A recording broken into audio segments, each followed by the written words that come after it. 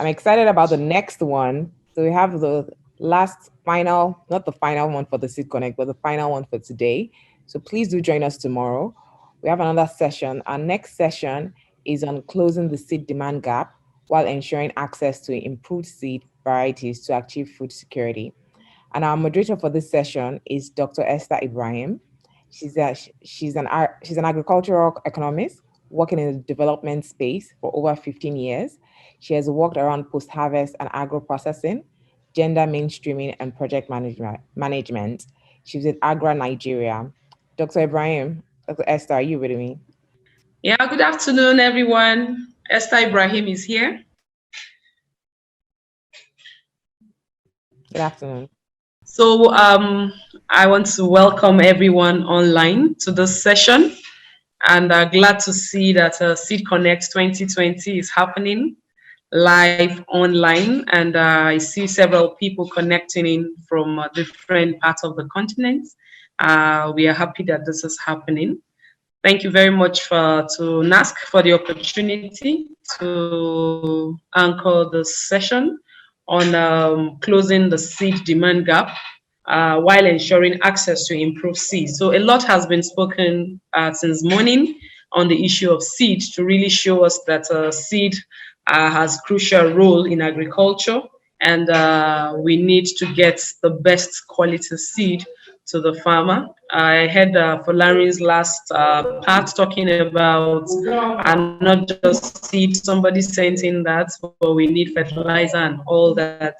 But then we must say that seed is a very important component of seed, if not the most important. All online. This session, our major objective is to see how we can assess the gap and recommend possible solution that will be closing this gap in the seed system, addressing pinpoints and limitations of players in the seed sector. And finally, we will look at how we can create clear understanding of the various market trends and its effects on the industry. I want to let you know that we have about 8 people on this panel, and going through their CVs, we have very seasoned partners and panelists here that will be doing justice to this particular topic this afternoon. First on my list is, sorry, before we go ahead, please, I indulge you to use the Q&A chat to send in your questions. We need to also carry along everyone that is online. And then the first the person on the panels is Dr. Khalid Ishiak. He is a director with National Seed Council, and he has over 20 years experience in seed certification and quality control. And he is going to be our first speaker. Like I said, we have 8 of them. I don't want to call them one after the other. As I come to you, I will introduce you. So I'm taking another route to that. So Dr. Ishiak, are you online? Yeah, thank you very much. I'm online. Thank you. Thank you, Dr. Ishiak. Our topic for this afternoon for discussion is looking at the seed gap. And so from morning till this time, we've talked about around the seed sector. And I want you to please quickly help us to understand how we will or should be able to address the gap in the seed sector, beginning with a proper assessment of the root cause. So we want you to, from your experience, what are the gaps that you see, and how do you think we can actually, what are the root causes, and how can we address this gap? Thank you very much. Thank you very much. I'm glad that I have this opportunity to contribute after being, as you said, over 2 decades or 3 decades in the seed system. So the seed demand challenge has been a very serious issue, and it's the whole chain seed system. With the gap, probably, let's say if we start addressing this from the area of the research, which are the primary producers of this technology. When if we look at our research systems in Africa, you see that we appear to have very little when it comes to putting in funding or resources in the development of research for that area. And that has impacted on the quantity or quality of what we get from the early generation seeds, which of course interprets or tells us the quality of seed that is going to be traded. First and foremost, when you look at our research capabilities, you discover that in most crops, even the personnel, when it comes to areas of breeders, they are grossly inadequate. I can tell you here in Nigeria, even the principal food security crops, except for maize, we are not doing well in some crops like rice and other crops. So this is a very, very big challenge. And of course, we, after identifying that, we need to actually come up with something. What do we think we could do? So one, the government on its part has to put more interest in funding of the research, like that is done in other people. You see, when those people who put resources in their research, they are the one that can now produce and come and make your country a dumping ground for their own different sort of seeds, which, of course, if they were developed here, they will probably be better in terms of adaptation to the climate and all other factors that will ensure good yield and translate into effective or efficient food security. Then the research itself too, I think it's been narrowed. But when you see that you look at an institution and say, oh, this is the one that has the mandate crop, and so only that institution appears to be putting all its mind in the research. We have universities of agriculture, we have faculties of agriculture. These are supposed to be addressing national challenges. You don't leave, for instance, if you are talking of rice, don't leave it to NCRI Badegi alone. They have limited resources. But if the University of Maiduguri can work on rice and come out with a very good variety that is even addressing the problems of those particular areas, why not bring it, collaborate, work together with NCRI? And this can be part of those things that we can add into our list of release varieties in the country. And if you go ahead, addressing the issues of demand as well as demand, as well as at least it will address issues of demand. Then other research institutes too, and with other crops can also come in. So you discover that the resources that is only made available to NCRI, but they may not be able to be talking about maybe varieties that are drought tolerant at the time and also flood tolerant at the time, and this is swampy and this is salt tolerant, all these things. But we have universities scattered all this. So rather than just thinking that it is only to produce students who will be theoretical, we should come back and think very well. But when you look at other countries, most of their universities are addressing challenges. I had an opportunity to see what is done in Iowa State University, and both their extension and some of this farmer support comes from that university, not necessarily the National Research Institutes alone. So I think we need to maybe wake up and brace up and call all the necessary stakeholders to address this. Then I will also want us to talk about the other areas, that is the seed companies. If you look at our seed companies, it has been overflowed. I think from the early sessions, a lot is mentioned about the lack of capacity in parts of our seed industries. We look at one, is it financial? They hardly access funds to build that system. We thank God for the GES. Within the GES time, if you see before GES, where do our companies stand? And after GES, where are they today? You discover that there is significant improvement in terms of infrastructural development. But still, there are still areas we want then to go. They should be able to even be going into their research. Research may not necessarily mean going to develop varieties. No, even when you carry out your marketing research, it will guide you on distribution. It will guide you, it will tell you where your seed is demanded. It will guide you on your, what do I think, what do I do to produce, or how and what quantities do I produce? We've been having issues of sometimes if the government is not buying GES through GES, somebody produces so much large quantities and they kept on and they continue to look at the regulator, oh, go and ask government to do GES. The government may not necessarily be having programs because of funding to support this kind of system. But your own research will always guide on your production and your marketing strategies. So I'm thinking that it is very important that both the private sector as well as government do the needful, because everybody has his own job assigned to him.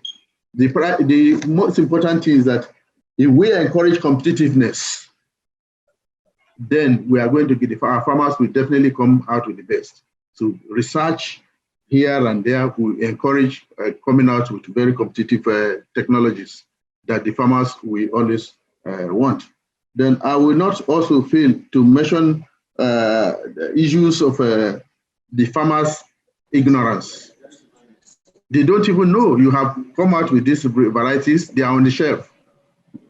In the past, much work is done when funding is done. Even the Seed Council was always engaged in promotional activities to create awareness. But where are the funds now?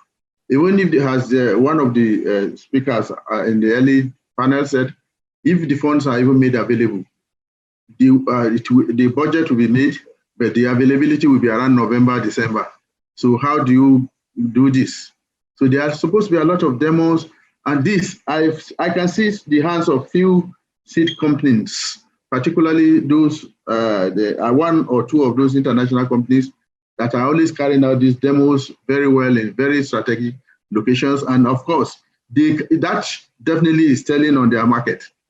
I'm sure I had information that seed company never had carryover. There are always people who are indenting before he brings. And all these are products of the research. If they are doing that, why not? We also think that research is very, very, and we should stop thinking that research is only for varietal development. But we can also do research on our marketing, the research on what is it demand do we need? What is actual demand? What is our projection? How can we stimulate the demand? All these things need to be addressed by us, but the principal thing is that the government's own role is to create an enabling environment. And of course, when they ask for GES and we see how GES has stimulated the development of capacity in the part of these companies, we will also wouldn't mind if they do. But probably further, they will be able to develop even their R&D systems within the seed companies. And very importantly, I will not fail to say that what will stimulate competition is having a very good law. The passage of the PVP law, we encourage competitiveness, because people can now they will tie to their variety. You'll be able to spend more to advertise that variety anywhere because you know it's yours. But when it is publicly bred variety, how do you expect me to be taking my own little money to market or to advertise for everybody? It may not be easy. So in that case, I think we should all put our hands together and ensure that we have that law passed, and if we debate other people pass from other parts of the world, they will come here and confidently fight for us the kind of varieties that our farmers we need to at least improve their standard of living, and not only addressing food security, but also improve standard of living. Thank you very much, Dr. Khalid. Thank you. So I'm going to move to the next person on our list, the panelists. Thank you very much. I see we need to do a lot around research, breeder seed, quantity and quality, funding for research, and also awareness for our farmers, because you talked about ignorance. on that side. And then for the seed company, we need to work with them to continue to build their capacity. Thank you very much. I want to move to the next person on the our second panelist, who is someone I respect very much. Is architect Kabiru Ibrahim, the president of All Farmer Association. So we have the farmers here represented, and I'm sure some of them are also connected online, those that have access to ICT.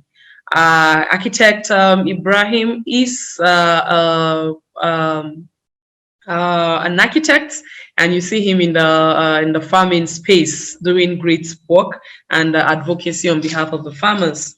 He is the CEO of Kabran Groups, and he's here to speak to us from the farmers' perspective on the issue of seed demand. We are talking about addressing issues that prevail in order to build back more resilient seed system, like we started since morning. So I want to hear from you on from the farmer side. What are the critical issues that the farmers are facing, smallholder farmers particularly, regarding accessibility to improved seeds? And then we want you to actually help us from the farmer's perspective. How best can this be addressed? Thank you very much, Architect Ibrahim. You have the floor.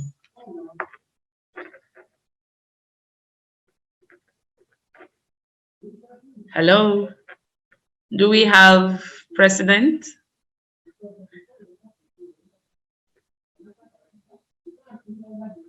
Hello. Okay. Hello. All right. So I think, I don't know, maybe network. Can you hear me, please?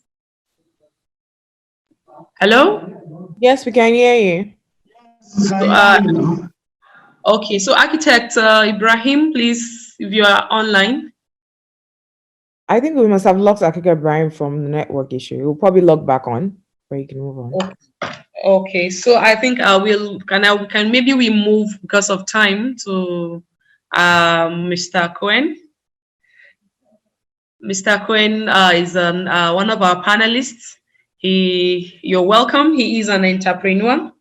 He's a seasoned executive, a dynamic entrepreneur with over 25 years of international experience in the agricultural value chain system. So we will want to take you, want you to talk to us. You have broad experience working as an entrepreneur in the seed value chain across various African countries. And in your own opinion, what are the major challenges seed companies? I heard Dr. Khalid just talked about seed companies. So this is a good follow-up question on that. What are the major challenges seed companies face in Africa as regard markets and business operations? And how do you suggest that we can work with the seed companies to see how we can support them? So I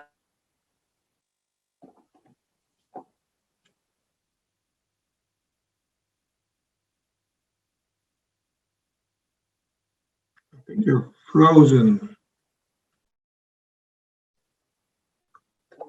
Can you hear me? We can hear you. Oh, sorry. Right, sorry. Thanks for the kind introduction. Indeed, I have some experience in African countries, also working with the seed industry. And I've been connected with East West Seed for the last 5 years, working in Africa, Tanzania, and currently in Nigeria. Now, East West is a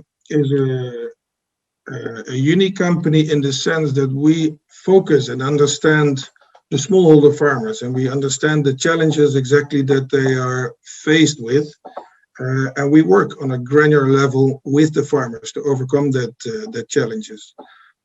We also work with the regulatory system and governments to create the much needed enabling environment. But our strength really is to work on a detailed level, on a granular level with the farmers. And then maybe I have to bring the audience back to our customer, the smallholder farmer, who typically works on a plot of land no larger than maybe 1,000 square meters. Where let's take the example of tomatoes, where he would grow maybe 2,000 or 2,500 plants of tomato, working from 4 or 5 in the morning until 6 on his field. And currently, the average yield in Africa is about 5 tons per hectare. If you work that back to the small holder 1,000 square meter plot that he works on, it comes out to about 200 grams per plant. He works on 1,000 square meter, he works on 2,500 plants approximately. And our job is to help that farmer to increase that yield from 200 grams to maybe a kilo or a kilo and a half, which is not the best performance still. I mean, our varieties, we introduced Padma and Platinum F1 into the Nigerian market. With proper management, these plants are capable of producing 4 to 5 kilos per plant. But we understand that our farmers don't always have access to capital. They don't have drip irrigation. They may not have irrigation at all. They don't have a nursery, seedling trays. They really just do the best they can with the limited resources that they have. Now, I'm Dutch, and in the Netherlands, we know that scientifically, with the best seeds in the perfect conditions in a greenhouse, you can grow up to 40 kilos from a single tomato plant growing 6 to 8 meters tall.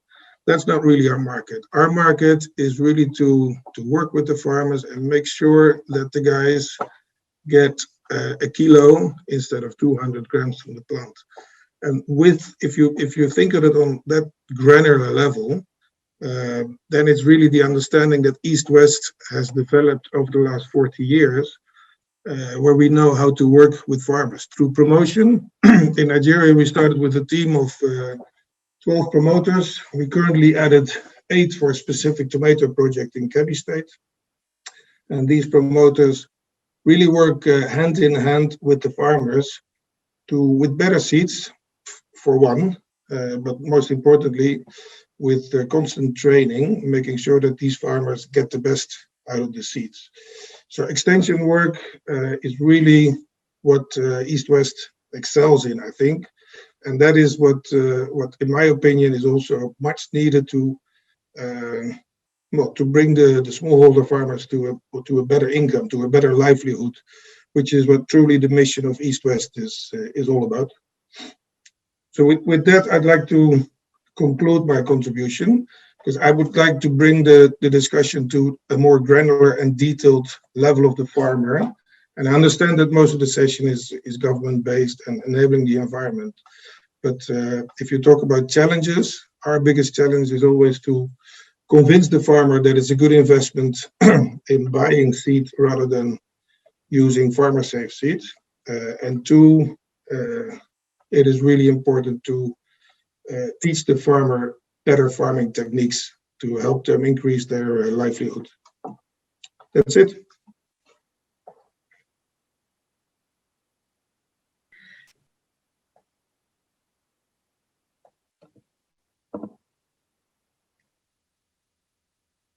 Thank you for your response.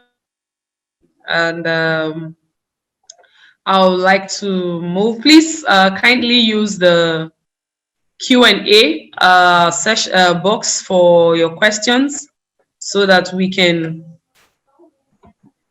pick your questions, and then the panelists will respond to you appropriately. I want to move to the next person on the panel. We have Professor Sola Ajayi. You can hear Professor, that's the academics. Professor Sola is an agricultural scientist with more than 20 years research and management experience. He is the Deputy Vice Chancellor, the Technical University in Ibadan, and we are glad to have you online. He has experience in the seed industry, development and agricultural policy dialogue. He's published widely. Want to hear from him from his own perspective on the research and all activities around the seed system, to share his experience with us. We've seen that World Bank in 2018 has published that about 11% of food consumed in the country are imported. Okay, and for Nigeria to field herself with dependency on food importation, dependency on importation of seeds has to be alleviated. So from your own experience and from where you sit, we want to hear from you the contextual challenges that cripple the country's ability for producing, ability to meet the demand for seed as a country, and then how do we achieve higher productivity levels in the system? What are the drivers or enablers for this? Thank you very much, Professor. It's time for you. You can take the stage. Thank you. Thank you very much. And I'm glad to be here. Again, to thank the organizers for the opportunity. Talking about seed demand, let me say that from research that we have done across the country, both on the national scale as well as on a regional basis, we have sufficient awareness about the value of seeds. That does not mean that there are no gaps that can be filled, but we do have farmers around the country being aware of the importance of using quality seeds. But in spite of this, the tendency of the farmer to purchase quality seed is low. And among factors that are responsible for this are structural and inherent in the way these things are organized around the country. First, there's a disconnect between the seed producers as well as the farmers who are buying the seeds. It is not uncommon to hear seed companies and producers to say that they produce seeds and they don't have markets, or they are unable to sell. But at the same time, you hear farmers that say that, oh, we have a demand for seed and we don't know where to get it. And we have a problem in the sense of how the distribution is done. All of us are aware of the fact that, geographically speaking, the country is very dissimilar, in the sense that we have a lot of seed production activities taking place in the northwest part of the country. And because of the climatic advantages. But you then have these differences in terms of time. And by the time the people in other sections of the country are ready to go to the field for planting, the seeds are not yet available. So we have this problem of structural dysfunctionality associated with lack of logistics support, infrastructural support, no good roads, and of course, because of the high cost of doing business on the part of seed company. It is then no surprise that we see seed companies and producers heavily relying on patronage of government by way of intervention programs. I recall in the earlier session, we're talking about the issue of seed subsidy and government buying seeds and distributing seeds to farmers. That is not in any way supporting or going to support the growth of the industry. And I recall hearing Professor Sani mentioning that, and the moderator of the last session, about the fact that it is not in the interest of the seed industry that we continue to encourage government to buy seeds and intervene in the form of seed subsidy. Rather, farmers should be encouraged to take farming as a business. So in terms of seed demand, we have that. We also have in the country low production capacity. I'm sure that many seed companies will want to challenge this. But when you aggregate, and some of our colleagues who are here, I know Mr. Olumide Ibikule is here, Chief Ola Fare is here. In 2005, we sat in the boardroom of Pioneer, or Premier, and Professor Ngbiletu is here, will recall, where we aggregated, and we came up with the fact that only about 5% of the seed demand then could be met. And today, the situation has changed a bit, but not to the extent that we require. So, and every year, the Agri Seed Council comes up with seed demand gap. If we aggregate all our seed companies, and we have enough data in this regard, If we aggregate all of them together in terms of production capacity, we'll see that there is still gap, despite the fact that many of them produce, they are unable to sell. Not because there is no seed demand, but because there are no sufficient and effective channels of distributing this. That is on the one hand. The other thing that we also see as a challenge is the fact that there are demands that are not met. We have products that are not suitable to the needs of the farmers. In spite of all that we have, it's not unusual to hear farmers say that they don't have the materials that they require. I recall about 3 years ago, there was a stakeholders workshop that was held in Kaduna, and where there was an intervention program about maize. And we sat there and farmers were saying, all the ones that you have, we don't like it. And they brought a particular maize, they call it new maize, as a farmer's variety, that this is what we want.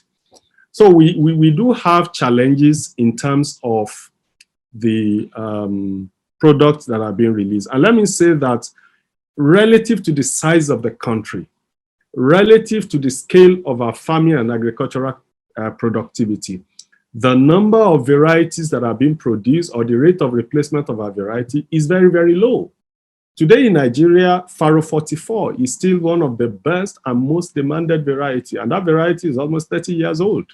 So we have that challenge, and there have been series of studies and activities that consistently, up to this point that I'm talking, are alluding to the fact that the rate of varietal development in Nigeria is low. And that has been said. I recall Prof Obafemi alluding to the fact that those who are in the business of producing or generating technology and producing early generation seeds are not capacitated.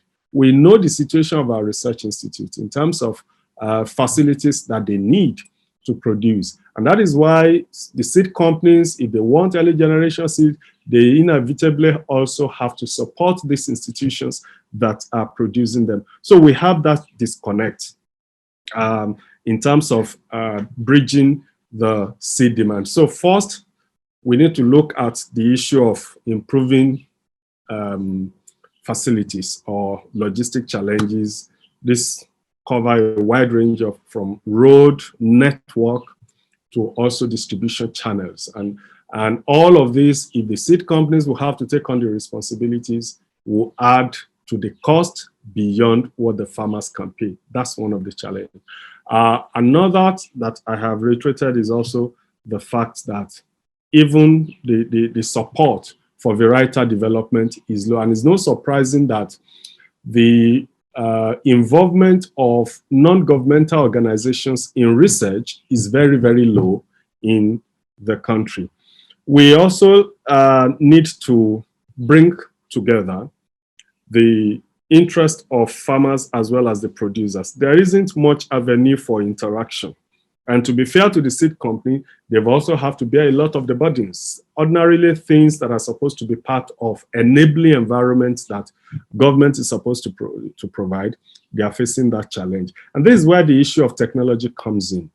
I think there's the need to utilize the available technology and develop new ones. The council has developed codex, but we also have to think of it in terms of the majority of people that need seed in the rural areas. How do we reach them?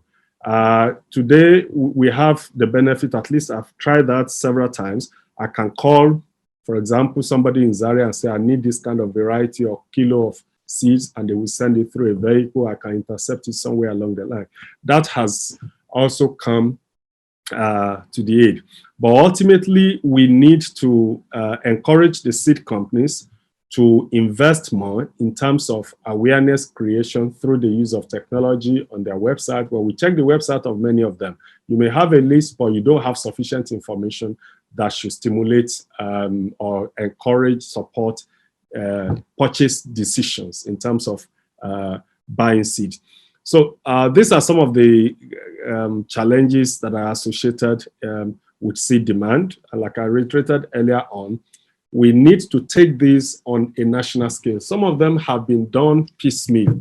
And it's not been easy to put them together, but on aggregate, if we summarize them, we'll know that as a country, there's still that gap. And that is why the support that is given to additional seed companies coming up is important. Of course, we see a high number of seed companies that are registered. I recall Mr. Okelala was alluding to that when somebody asked about the list of companies. You have them there listed. But then when you look at the production capacity, that is still a challenge. And I think finally the council also, in terms of the information gap that they are providing, there's the need to provide more support and make this information flow across the spectrum of the industry and the players easy for others to grasp. Thank you very much. Thank you, Professor. Thank you very much for that clear challenges and how we can use technology to mitigate that. And then you cut across everyone, starting from enabling environments, the logistics, and how to support and build a more robust supply chain with the seed companies. Thank you very much for that insight. And I want to check if Architect Ibrahim is online now.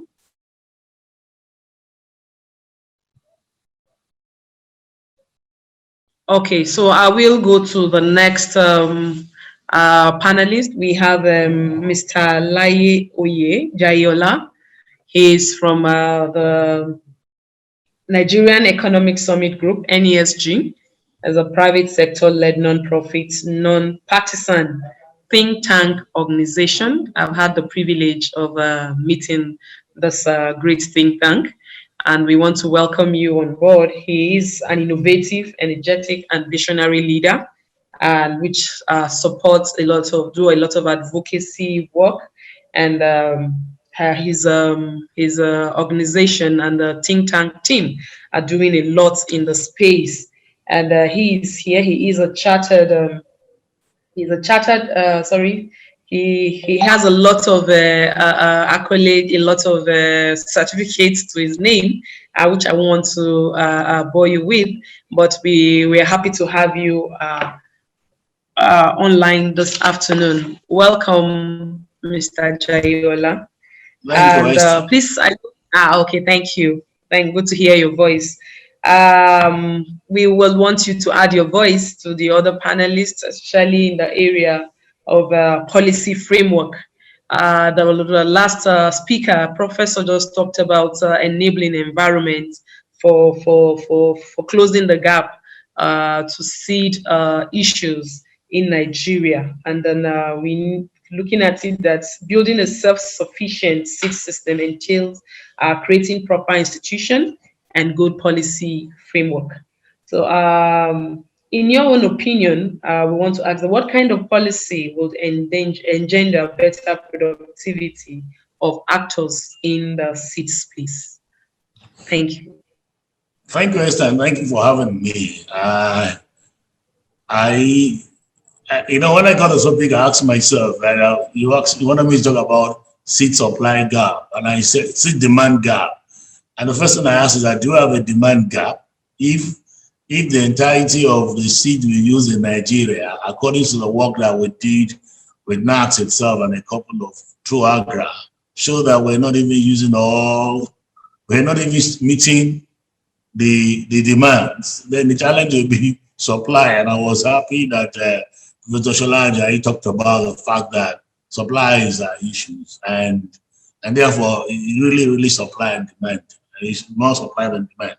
But having said that, I get a bit, and I want to commend the work that NASC is doing, and especially in the last 2-3 years, there's been significant attention towards how do we work about seeds, how do we ensure that we have many plants, varieties, and then I know the work that we have generally done around legislation, from seeds to fertilizers and the PDD Act that we're currently still working on.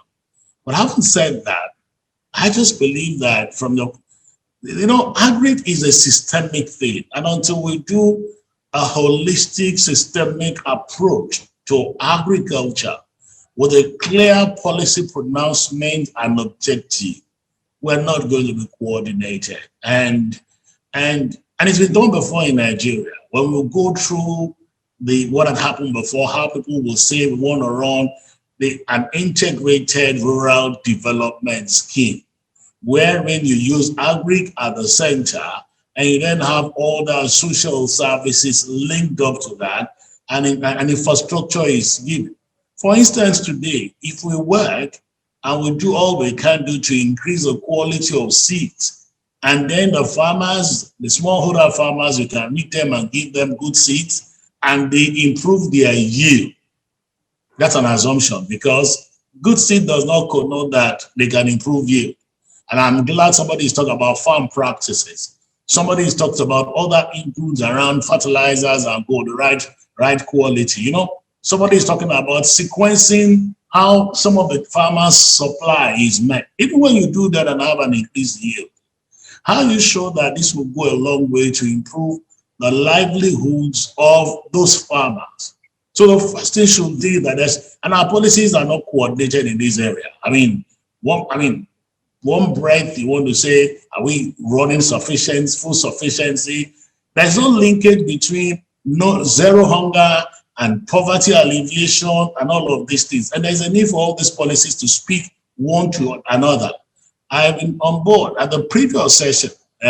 One of the panelists was talking about, even when we start this, how we sure that when another set of government officials come, they won't throw it about. So first and foremost, we need to define exactly how do we want to see our agriculture, and recognize the entire value chain, right from input. Seed is input, fertilizer is input, up to running to all those productive area, running to all the market access.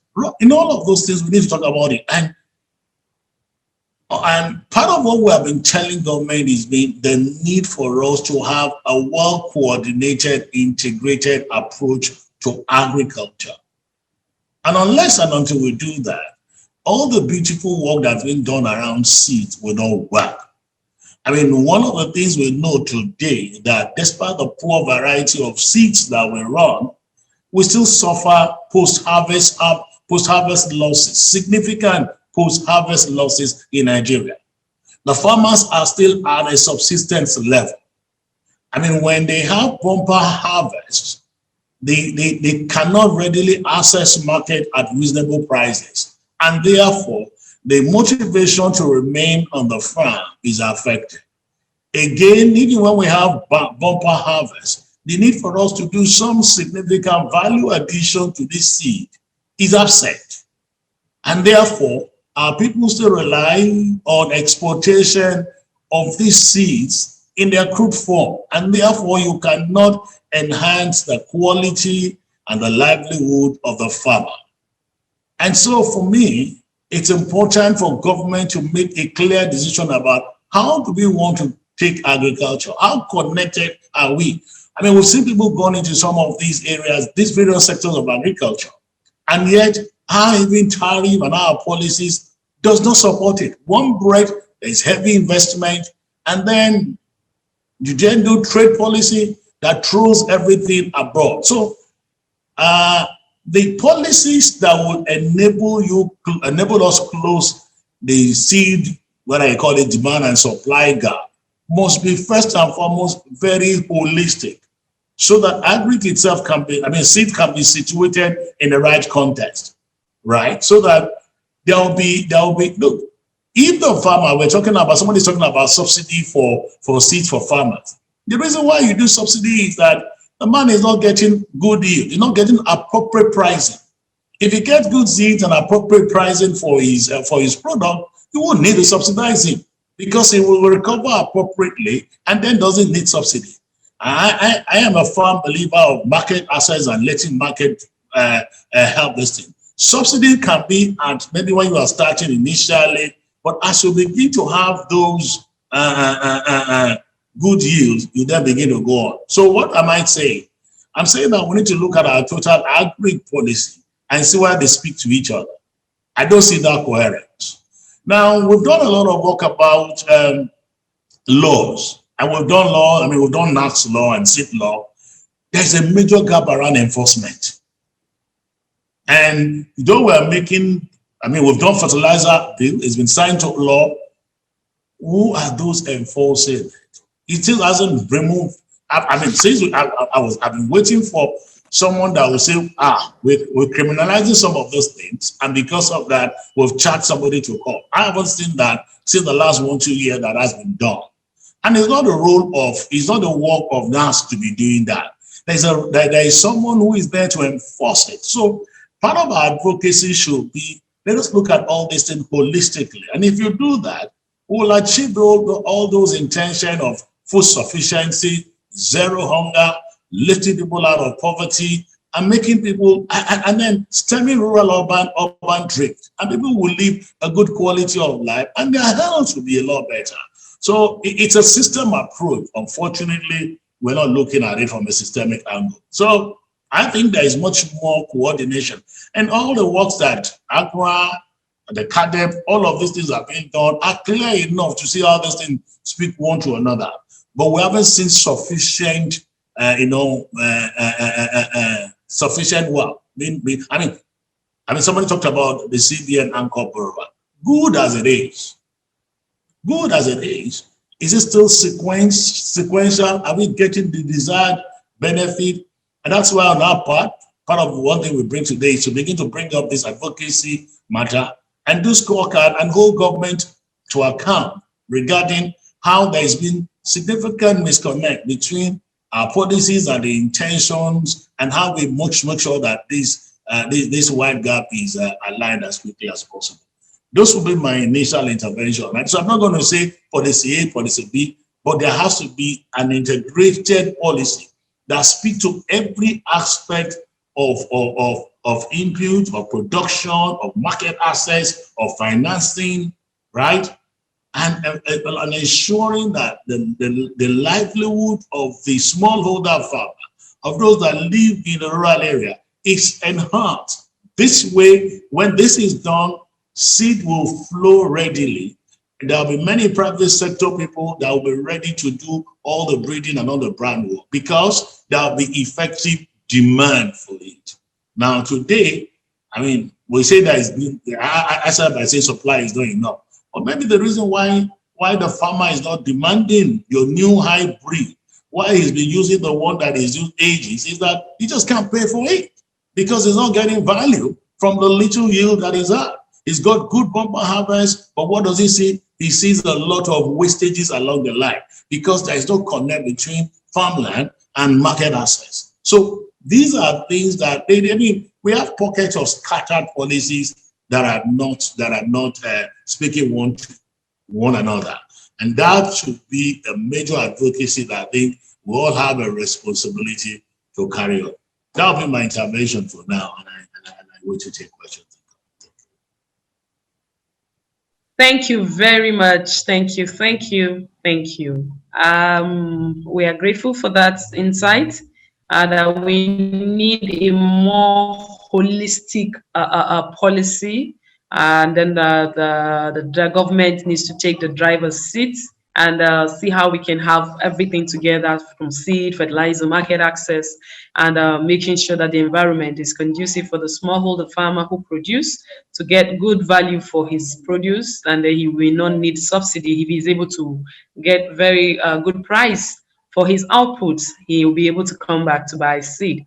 Thank you very much. We don't need to work in silos. We don't need to have bits here and there, but we need to look at the agricultural system more holistically.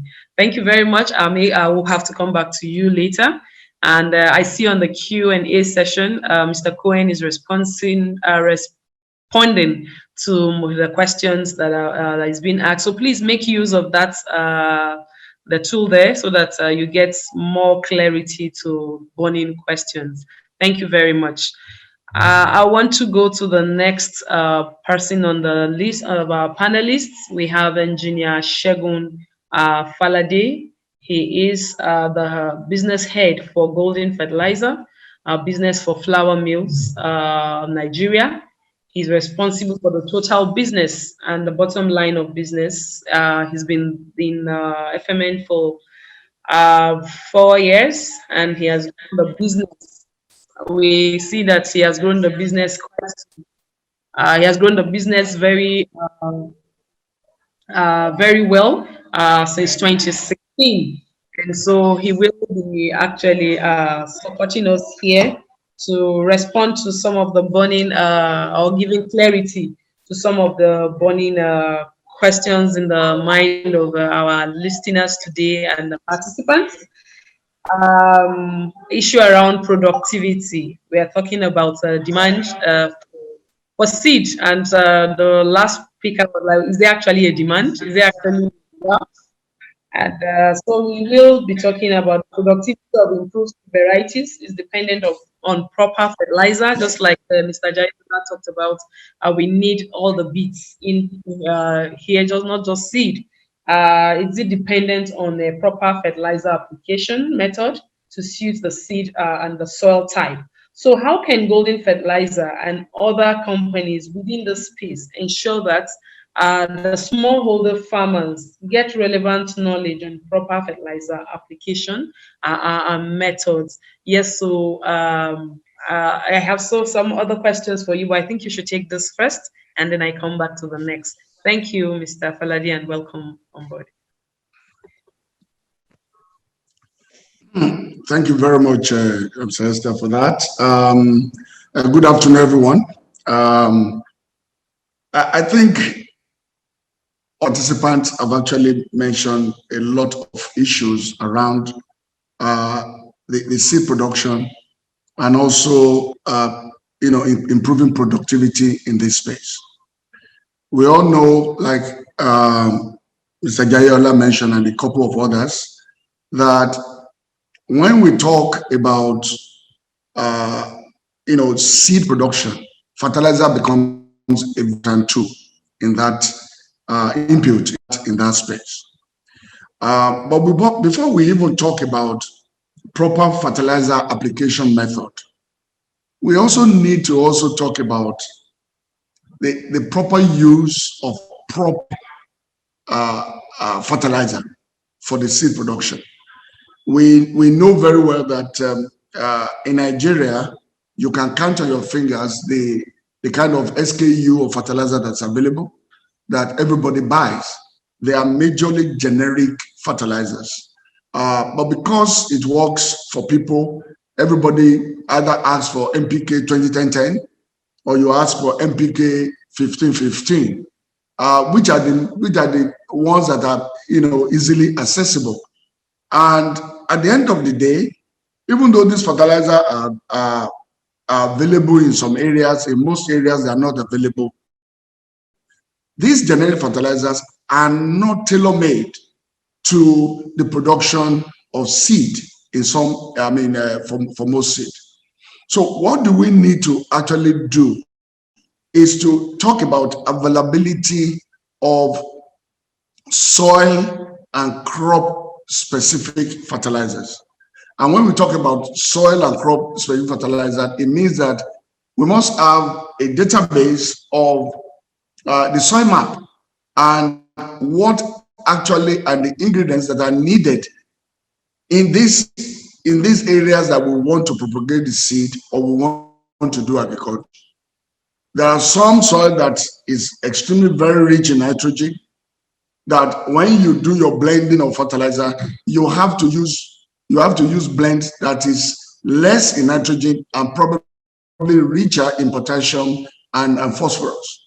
There are some that have excessive amount of potassium in them, and then you have to reduce the amount of potassium in those blends for that. So it is easy for seed companies because they are aggregated seed company that knows exactly what they're doing to come up with the various type of blends that they would require to be able to produce the right type of seed.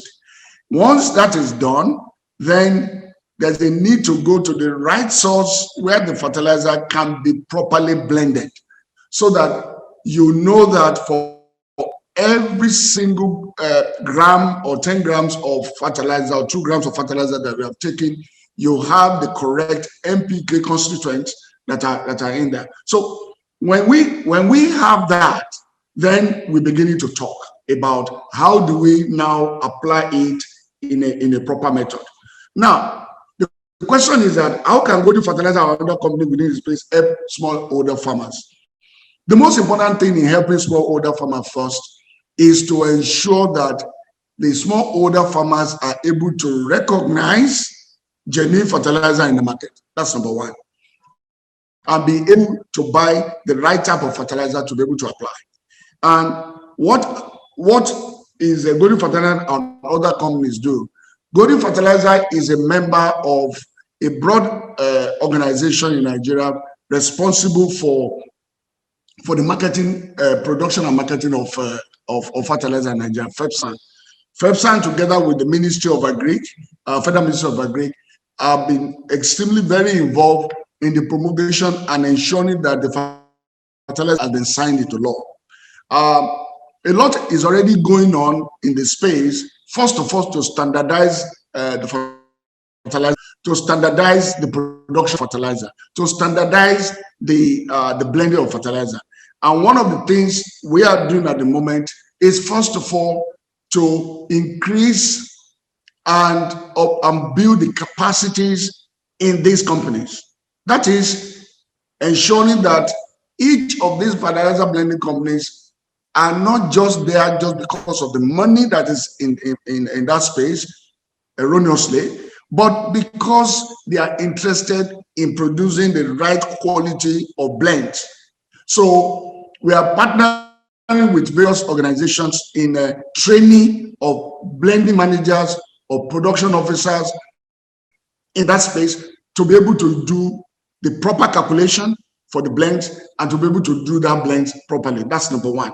Number two is ensuring that there's proper codes within the fertilizer space to enable the farmers to recognize when they see the genuine and quality fertilizer. What we are also doing is actually getting the right farmer database. All right. When we get the right farmer database, as far as production is concerned, it is important to be able to know that and be able to push the good agricultural practices, to them, either through their phones or through radio or through various other programs, to tell them what they need to look for, how they need to look for it, what kind of basic tests that they need to make if they come across any fertilizer in the market, and be able to identify that. Once they are able to do that, then what we're also doing, especially Golden Fertilizer in particular, what we've been doing now is expanding the training program in agronomy and extension services, especially for majority of the area. Right now, there is a pilot program that is going on in 4 states of the Federation, namely Kano, Kaduna, Jigawa, and Ebonyi State, where a lot of awareness for brand, awareness for quality fertilizer is going on for the farmers, so that at the first instance, they can be able to recognize what fertilizer they are looking. When they have been able to purchase that, is to ensure that this fertilizer is available very close to where it is easy for them to pick up. Because majority of the problem in the fertilizer space is this. Unlike most is where there's advanced planning and people are able to buy their input ahead of time and be able to store it and use it when it is time, our farmers are just in time. Okay, people want to buy their farm inputs when they want to go to the farm, 5 days or 2 days to when the rain has already fallen, or they wait for the rain to have started falling and they buy the fertilizer and they go there.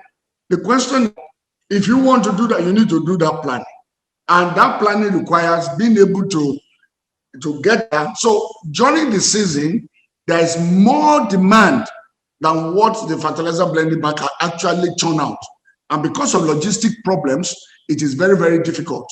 So one of the things the fertilizer blending companies are doing is expanding their distribution system and also bringing blending facilities nearer to the people. As I'm talking to you now, there are over 34 approved blending plants in the country right now that are located all across Nigeria. So that way, it is easy to be able to do that.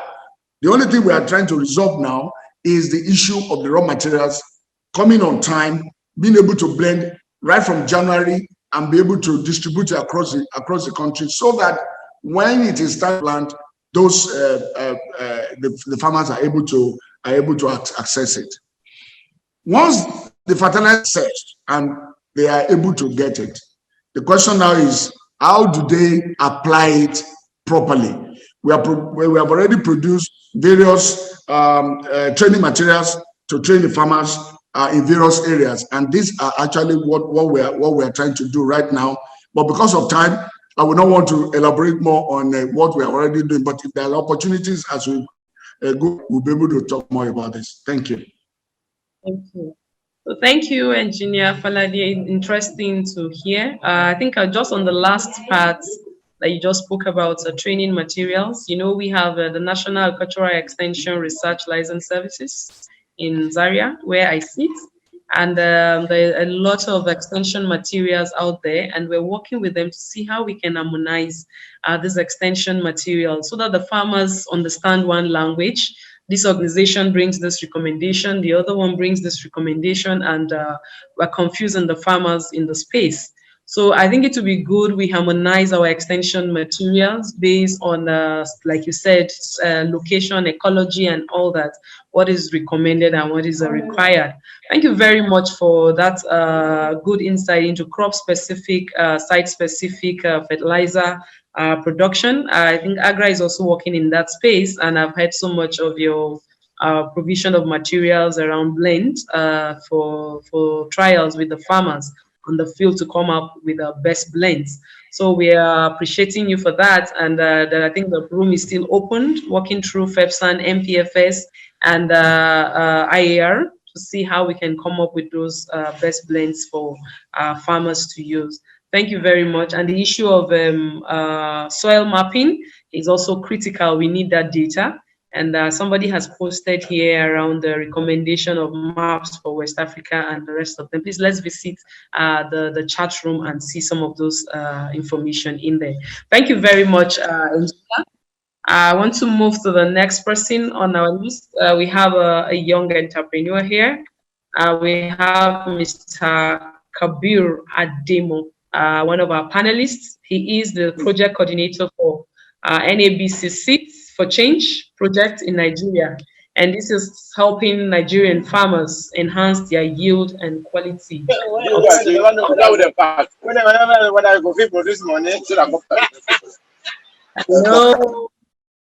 So, Mr. Jaiyeola, you're welcome on board this afternoon, and helping farmers to increase yield through quality produce, and then the use of vegetable. I'm so happy around the vegetable because dietary, we need to diversify, we need to improve nutrition. We must have vegetables on our plate instead of just dealing with cereals and eating just two. We need a lot of vegetables to keep healthy. Thank you very much for coming on board. A good combination of resources and manpower is required to ensure sustainable seed system. And then to properly harness these resources, there has to be adequate human capital development. From where you sit as a coordinator and based on your experience and expertise across the country, what are the various manpower capacity gaps in your own opinion? Thank you. Hi, thank you very much, Esther, and thank you so much for the Seed Council for having us on here. In terms of the knowledge gaps and capacity building gaps, there's quite a lot that can be mentioned. There's a lot of problems that you can look towards in the chain. but most times we would like us to focus on solutions. But I will go ahead and mention that being on the field, working especially in the horticultural sector and discussing about the seeds that the farmers are using, utilization, it's a very big aspect. We have had a lot of people complaining about the availability, but also the utilization, the demand from the farmers are not there. Currently, from our last studies, we had about less than 2% usage of hybrid seeds among vegetable farmers across the country. We still have a lot of farmers using their farmer saved seeds. So even if the breeders are working on good varieties or the seed distributors are bringing good varieties to the markets and the farmers are not aware of these seeds or are not using it, then there's still going to be the issue of the gap and the food security issues. And what we've also noticed is that a lot of our farmers are not aware of the different varieties and the different advantages they prefer for farming options. So in vegetable areas, you might have companies that are introducing rainy season varieties, wet season varieties for tomatoes or for cabbages and peppers, and their dry season varieties. But what we have are farmers that believe that a particular variety name is the highest yielding. So they don't realize that there's differences for different seasons. And that boils down to the level of extension that they are getting. The country is very large. There are lots of farmers and they're in very remote areas. So it's usually harder for the extension agents from the government to reach everywhere. So what we see is a situation where there's a big gap between what the seed companies are giving to the farmers and what the farmers are able to purchase or demand for. And when they do have it, how do they utilize it properly in terms of best agronomic practices? You might spend a fortune on getting good seeds, but that's not a silver bullet to getting a higher yield or getting more returns on your farm. You need to have good agronomic practices. They need to know how to use the seeds, how to use the right inputs like the fertilizers, as mentioned by the previous speaker, Engineer Olusegun. They need to know how to use the right fertilizers, how to use the right chemicals at the right periods, especially in horticultural area where the lifespan of the crops are very short and you need to be hands-on and consistently follow up with your crops. So that's an area we're seeing a lot of gap. In terms of the seeds itself and from the production area of the seeds, there are not that many vegetable breeders in the country at the moment. And compared to like the maize, the cereals, and all the other grains where Nigeria is doing a lot of work, vegetable breeding is still very, very low in the country. If we are going to push that up, we need to have intellectual property law. So the PVP law that has been spoken about needs to be in place for any company to invest in either breeding or multiplying their vegetable seeds in the country. At the end of the day, it's a business that they are coming in for, and it's a business that our seed entrepreneurs are engaged in.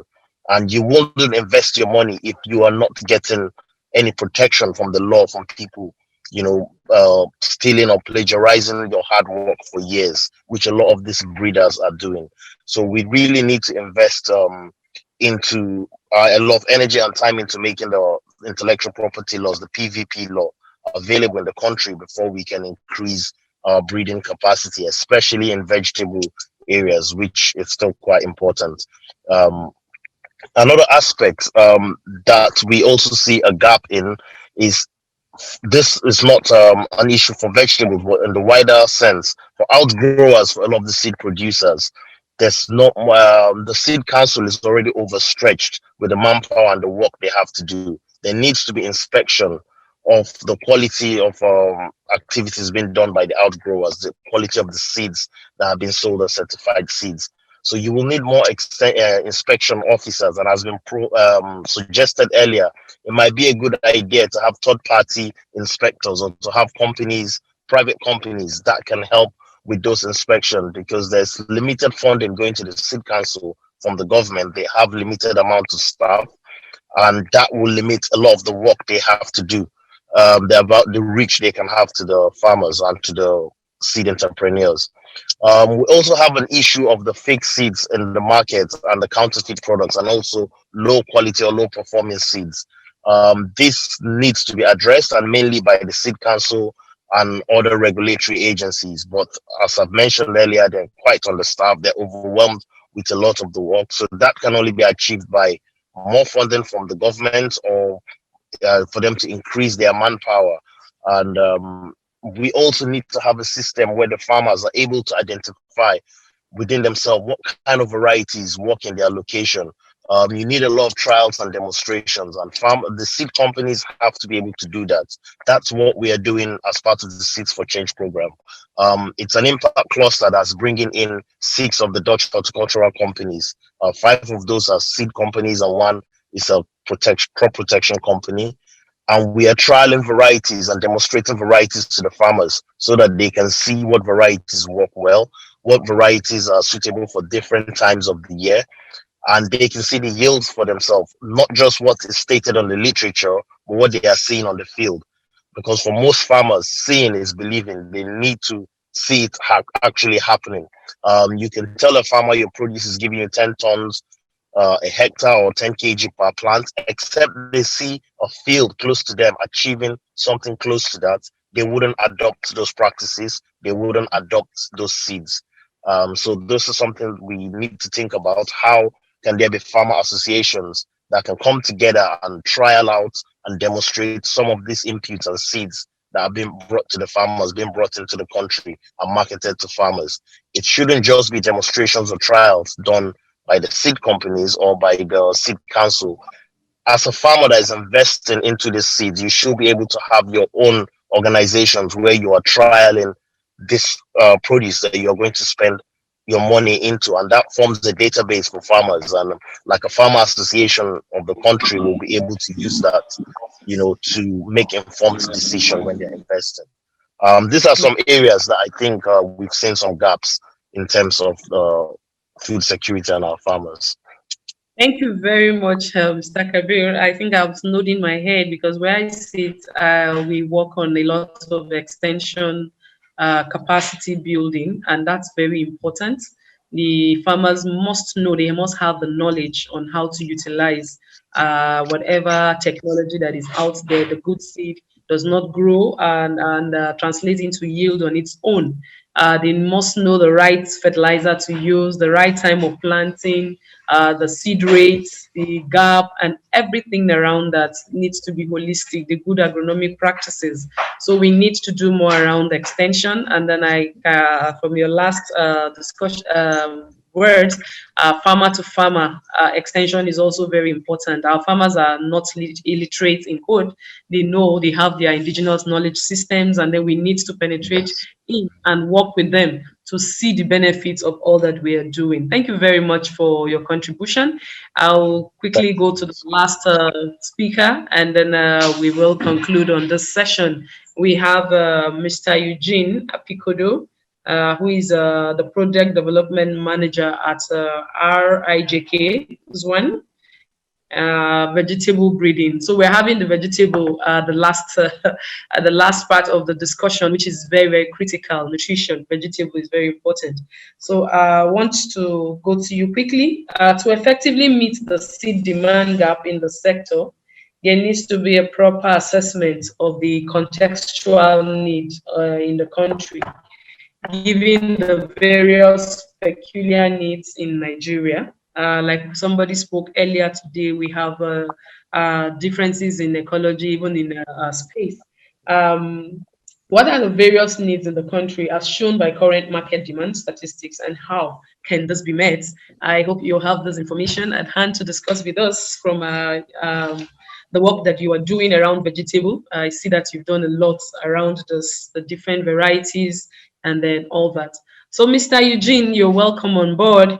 Can you please help us with some statistics around demand, the needs in the country, and then how can we meet, especially around vegetable, where you have an expertise? Thank you. Mr. Eugene? Hello, Mr. Eugene? Can you hear me? Hello. Yes, Mr. Eugene, did you hear me? Yes, I'm hearing you. Yes, so I was saying that I've introduced you, and I was waiting for your response to the various needs in the country as shown by current market demand statistics, and how can we meet the seed demand. So I was looking at it from your own expertise around vegetable. Can you please talk around the demand for that's the seed, and how can we meet those demand from statistics that are available to you? Thank you.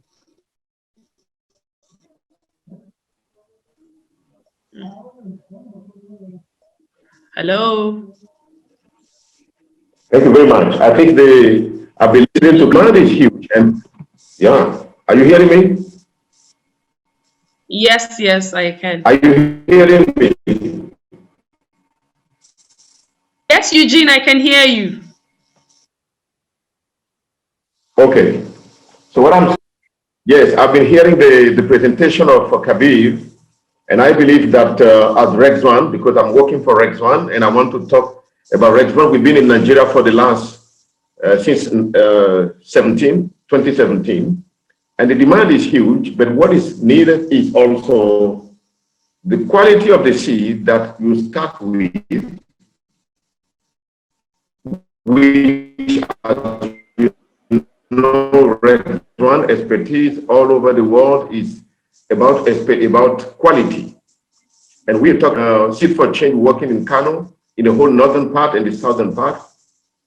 And the demand in terms of quality of seed, I can say, for instance, my first contact in Nigeria was, I started from the south. I started from the south, and I was just making an interview with the grower. What is the best yielder as a grower? And they were talking about within 7 tons per hectare, 10 tons per hectare. Those were the best. And I say, which seed do you use? Say, okay, let's do a trial together with them.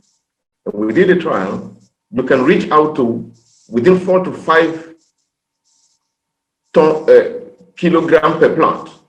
If you have 20,000 plants per hectare, we are talking about 100 tons. They were very amazed. It looked like theory, but I said, okay, let's put it in practice. Kabir know what I'm talking about. For instance, in Jos area, we did a trial at the RIJK ZWAAN with our variety. Jara, for instance, we have 5 kg per plant. When you're talking about 20,000 plants per hectare, you are talking about 100 above. So I can say that the demand is very huge. What does it mean? It's better to start with a clean seed, good quality seed, than starting with any kind of seed. Seed has no price. This is my message to the whole audience. Seed has no price. If you start with a good seed, quality seed, there is no seed-borne disease on the seed to start with. Good planting seedlings, you are ahead of the neighbor growers who just start with any kind of seed. And I'm very proud to say that for RIJK ZWAAN, we really want to support the whole Nigeria with a good quality seed. We want to professionalize the agriculture sector by bringing good seed to start with, good agricultural practice to support, and you are very much sure to achieve great things with starting with a good seed. Not extension of agriculture, but the agriculture intensification. You intensify agriculture on a smaller land, but get a better yield out of it. This is our slogan. We want to intensify agriculture. In Nigeria, most of the people I met with, oh, I have 1,000 of hectare available. I say it's not a matter of 1,000 of hectare. I challenge you to go with at least for half an hectare first to start with a good seed, and you're going to achieve better things. So the demand is huge, not the volume. The volume is there, but also the quality. Did I bring anything to you by answer? Yes, thank you. That with the demand is huge, even though you're not able to quantify it, but that's fine.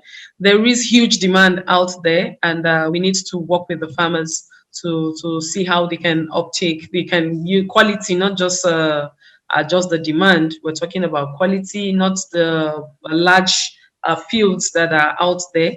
but the maximizing potential, maximizing yield from that small plots that they have. When we have good quality seeds, they can actually do that. Yield per hectare might bring more returns to them than expanding on the field. Thank you very much, Eugene. Good to have you. I can see that Architect Ibrahim is back online, and that's the voice of the farmers. So we must hear you speak to us this afternoon. Welcome back, sir. Hello. Hello. Hello. Architect Kabiru Ibrahim, All Farmers Association of Nigeria, the president. Welcome back. I think we lost Ibrahim again. Wow. Due to service, yeah. Okay, so thank you very much to all our panelists. We don't have time to take a second round, but please stay online for the Q&A session. I know that we've been responding to the questions as the session was going. Mr. Coen has been very active in responding to several of the questions. And please, to the audience, can we take maybe just one or two questions from you? Sorry to interrupt. We have actually Kabir back on. Oh, okay, that's fine. Welcome back, sir. Thank you, Madam Esther. This internet is not trying for you to do. Honestly, this thing has been. Can we hear the voice of the farmer? Yes, you know, we are the beneficiaries of everything you are doing. And, exactly. We are grateful for the opportunity to listen to you, to know the work that has been going on to make our work better. We are poised to feed the 200 million mouths in Nigeria. But certainly we have so many hurdles to cross to get to that place. And you know, seed is the sine qua non for production. We are keenly observing and following all the efforts that everybody else is making in the seed system. We have been privileged to represent the farmers in many outings.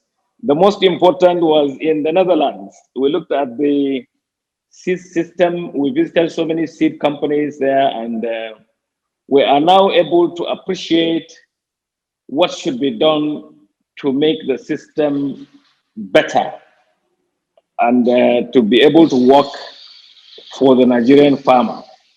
We were also privileged to look at some of the seed companies around the country, especially in the Northwest, where I participated directly to look at the potential of the seed companies.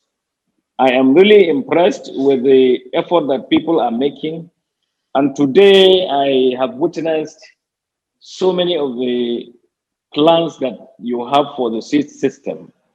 And as a voice for the farmers, and that we can reach out to all peoples, be they in government or in the practice of agriculture and academia and everywhere, we will continue to talk so that people listen and so that we get the best that will upscale our productivity so that we will be able to take our country to a better place and to make it great.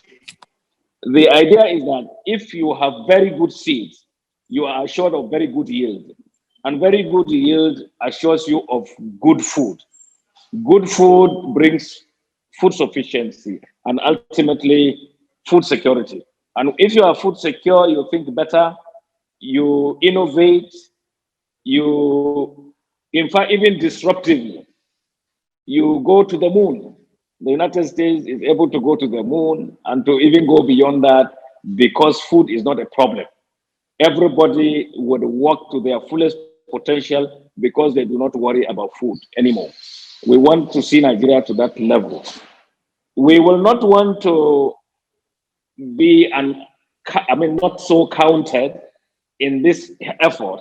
So we will already tell the whole world that the effort in the seed industry is worthy of upload from all and sundry, and we need to be supported fully to be able to reach our potential. I don't want to say too much. You know, I have been on the road. I'm just catching up with you. So I am very grateful that I've been given the opportunity to listen and to be able to contribute on behalf of the farmers. I applaud you, Esther, the work you are doing, and everybody else. Here one day, the Seed Council and everybody, the coach and everyone who has made contributions to work, to make this work. I thank you immensely for this. My phone is going off very soon. Thank you very much, Esther. Thank you. I would have just had one more. Thank you for appreciating everyone here, but I was just listening to you. Just one more question from the farmer's perspective. What's the critical issue regarding accessibility from the farmers to seed? Yeah, so if you can just highlight just some of those issues so that the people here can listen and. Yeah. Okay, I will tell you one thing that is very clear now. Our capacity to be able to even afford the seed is a very major factor. There are many efforts that are underway to support farmers to be able to get good seeds. But our farmers, especially the very small holders, tend to use grains instead of the seed because they think it's costly. But they don't know that with higher yield, you offset all these initial costs. So we would encourage the seed companies to be able to market their seed very well. And by telling people what is possible in the seed types that they have. That way, the farmers will be incentivized better to really procure the seeds and use them. I think that's in a nutshell, that's what it is, honestly. Thank you. Thank you very much for that. Seed companies, I know you are online. You should market your seed very well. We're innovative around it, and then our farmers will come. Thank you very much. You're welcome, madam. Thank you, Esther. Thank you. Yeah, so I think we're running behind schedule for this session. I see on the chat box some recommendation here. Doctor, we need to involve private sector in varietal development and release. Okay, I think is this possible? NASC, this is a question to us that we need to involve private sector in varietal development and release. Is it possible? And then I have another question here. So, but we have a panelist here, but maybe we ask Coen. I don't know if you are able to respond to this, or Eugene. Oh, sorry, Coen, please. Respond to what question? As it's not directly to you, but I'm trying to see if you can. The need to involve private sector in varietal development and release. The person is asking, is this possible? Well, the development. Can I answer to that? Oh, yeah, of course. All right. Yes. If you allow me to answer to that, it is very possible to involve private sectors and the public domain to work together to develop a variety. What is happening, for instance, is that the halfway material, the public sector always focus on the fundamental research to develop a material that will be available for the private sector to do further breeding, to bring variety to the market. So this kind of collaboration, I've seen it in most of the developed countries, where the private sector work together with the universities, with the different. I've seen many students coming to the university to develop a certain material that will be useful for the private sector. So I believe that this kind of thing needs to be strengthened. But always the role of the private sector will be to do further breeding, to bring in variety to the market, and to do all the process of production of the seed and so on and so forth, to make the sector much professional I believe this link within the private and the public should be encouraged. But it should be clear that the research, for instance, the National Research Institute, the universities where the students can develop material, work on different material that would be useful for further breeding. That would be my answer to this. Yeah, thank you, Eugene. Coen, do you want to add more to this?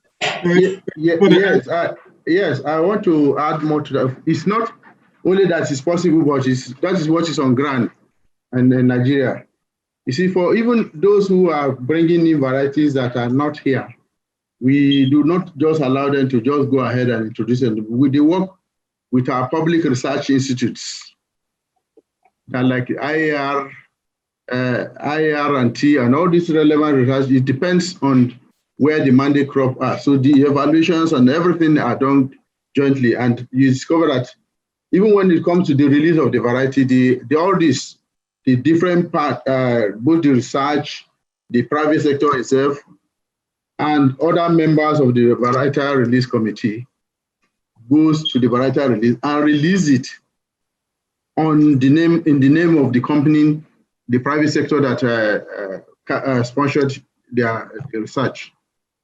So I think it's not just a possibility, but it's even the way to go. The government resources cannot take responsibilities of all research. So the private sector has a very great role to play. Thank you. Thank you, Dr. Khalid. If I just may add to that, East West Seed has a very practical approach to product development. And we clearly study the markets to develop new varieties that are actually demanded. So currently, for instance, in Nigeria, we're working on an onion that has a better storability. So farmers can store the onions for a longer period, possibly to benefit from higher prices when the prices go up. We also develop varieties that are suitable for off-season production. Again, onions are traditionally not produced during the rainy season, but we developed an onion prema, which is suitable for production during the rainy season. So there will be April, May planting, and the harvest will be in the bare months where usually the onions are expensive. So when it comes to product development, it is absolutely key. One, you work with the research institutes, but two, you study and analyze the market to actually develop what is a real demand by the farmers of Nigeria. Thank you, Coen. Product development, you need to study the environment, work with the farmers on what is being demanded. So these are private people that also contribute to product development. Finally, there was a question, but this is directed to Engineer Falade from Golden Fertilizer. I saw that on the box. Why do we have more fertilizer available in the north than in the south? I don't know if there's any reason for that. Thank you. I think I answered that question by typing the answers there. I don't know exactly which area of the country that is talking about that the fertilizer is not available. But the person is far away from saying the truth, because 80%, more than 80% of fertilizer being produced in this country are being used in the north. So they, over the years, and the statistics have shown it year after year, that certain specific areas of Nigeria that adopt the use of fertilizer a lot more than others. If you're talking about South-South and Southwest region of Nigeria, the adoption of fertilizer in those areas are extremely very low, with the exception of palm plantations that are using fertilizer. Normal, small-scale older farmers believe that their land is very fertile and that need for fertilizer in most of these areas. So there is a reticence for the use of fertilizer in some part of these areas. The only we are trying to do now is trying to encourage them to see demo plots that fertilizer are being used, demo plots that fertilizer are not being used, training the farmer to see the yield that is available in so many areas. So it takes time for them to adopt this. And fertilizer companies are are business people. They only gravitate to the area where there's money. So, and most of these people have enough money to stock my material, they buy a lot, and then it flows around that area.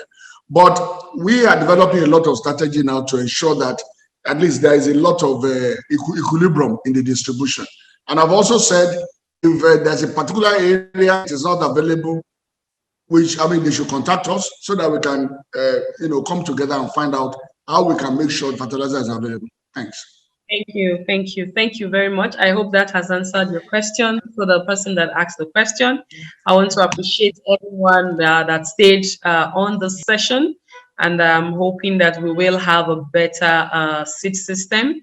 I want to appreciate all partners that are working tirelessly to give our farmers the best. I work for AGRA, like I was introduced earlier, and I know that AGRA has been in the seed space since back as 2006 and working with several other partners to see how we can have a robust seed system that gives the farmers the best material and high yielding. So the space is very large. Nigeria is very big, and we all welcome all partners that will help to see how we can better the lives of our farmers, who are the producers of food that we all consume.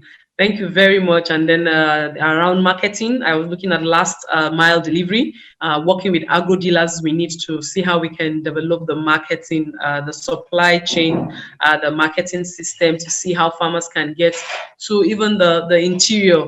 And then I must say that we are actually promoting a strategy called the village-based advisor strategy. CBAs that some of our seed companies, SEEDCO, whatever, Value Seed, Premier Seed are already buying into, to work with farmers that can help to move inputs at the rural levels, where that farmers can also have access. So I think we need partnership. We need to work together to make the system work. And then we need the government at the driver's seat to have a holistic picture on how to support the system. Thank you very much to all of us that participated here, to those that sent in questions, and to those that listened. And I'm sure you will go back to contribute your own quota, that we have a food secured Nigeria. God bless you all. Thank you. Over to you, Yewande. Thank you very much, Dr. Esther. Thanks for an amazing job. Thanks to all the panelists, the speakers. Thanks for all the questions. We really appreciate it. Thanks for engaging. It's actually been an engaging and informative session. Thank you. So we have another session tomorrow. Well, 3 other sessions tomorrow. So tomorrow is day 2. Please join us. We'll have another fun interactive session. We have 3 different sessions on finance, youth involvement, and counterfeit seeds. So we look forward to having you tomorrow. Thank you again for joining us. And I would say I'll pass it over to Dr. Ishiak Khalid, Dr. Khalid, to give the closing remarks from NASC. Thank you, Yewande, for a very beautiful work. And I think I will just pick it. I will do it on behalf of my Director General. We've just been involved in a high-level meeting in the government circles. So I'm using this opportunity to thank all the participants for this first virtual SEEDCONNECT. And we appreciate you, the anchor, and we also appreciate the contributions of everybody here. And we also recognize the challenges we have mentioned. It's our dream to make all these challenges to become ambitions. So in the past, we had similar discussions, and I think those discussions has not failed us.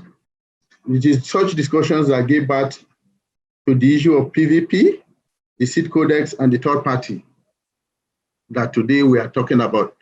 So we think that these outcomes of these deliberations will be taken very seriously, and that they will be very useful not only to NASC, but the nation or maybe West Africans or Africa in general. So today, we have made significant progress in these areas that we have earlier mentioned. So I hope to see you tomorrow for day 2. Thank you very much.